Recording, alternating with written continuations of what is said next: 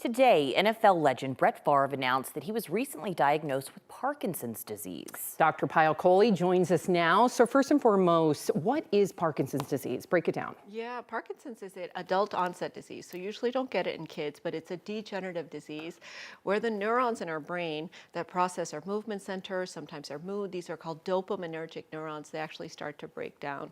And so it can be really devastating because it can come on suddenly, progress over years, and we don't really have treatments or cures for it. So you could really wake up and have some symptoms? Yes, exactly. And so one of the most common symptoms that people actually experience as a first onset of Parkinson's is what's called a pill rolling tremor. So think about holding a pill in your fingers and rolling it. So you're just sitting there and you get this kind of pill rolling sort of motion. That's pretty classic for Parkinson's. Now, some people have something called an essential tremor, where their hand kind of shakes when they're trying to do something. I don't want you to confuse that with Parkinson's. That's benign and unrelated. But this pill rolling tremor is a classic sign of Parkinson's. Brett Favre is 54 years old. That sounds young to me. I don't know a lot about Parkinson's, but what is the age range that you usually are diagnosed or the symptoms start to form? This is on the younger side. So you can see it between 50 and 85. There's actually a young onset form of Parkinson's that can happen before the age of 50.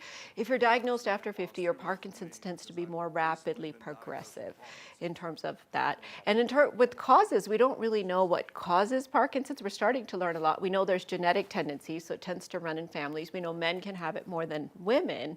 And in his case, repetitive head trauma has been linked to the onset of Parkinson's as well. The idea here being something hits your head, you cause damage to those dopaminergic neurons, they have inflammation, and then they start to degenerate, causing a lot of those symptoms. And it does progress? So what are the symptoms? How do they progress? And is there a way to stop the progression? So that's the tricky thing with Parkinson's. It looks different for every person. So some people will have more of the movement problems. So I talked about the pill rolling tremor. There's something called shuffling gait. So I remember in medical school, the person that I met with Parkinson's, he has this mask facey. So it looks like he's wearing a mask, no emotion. He walks with a little shuffle because he can only take small steps. He has a pill rolling tremor. And then he has something called rigidity. So you try to pull his arm and it kind of gets stuck and all his movements are slowed down. That's called bradykinesia. So that's kind of the classic presentation of Parkinson's. You could have mood problems, you can have dementia, you can have sleep problems, you can have cognitive issues. So it can look very different. Some people have a lot of dementia, not a lot of movement issues. Other people will have more of the movement issues.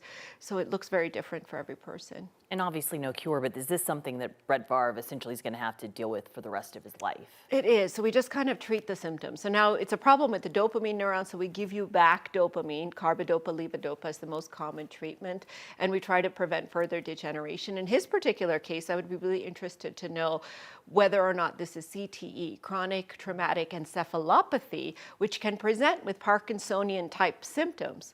So, obviously we don't know how he was diagnosed. There's no kind of pathognomonic test. It's a compilation of your clinical presentation, your risk factors, and how your imaging studies look. But could this be something else? Could this be a Parkinsonianism type of symptoms rather than actually Parkinson's? But it's sort of treated in the same way.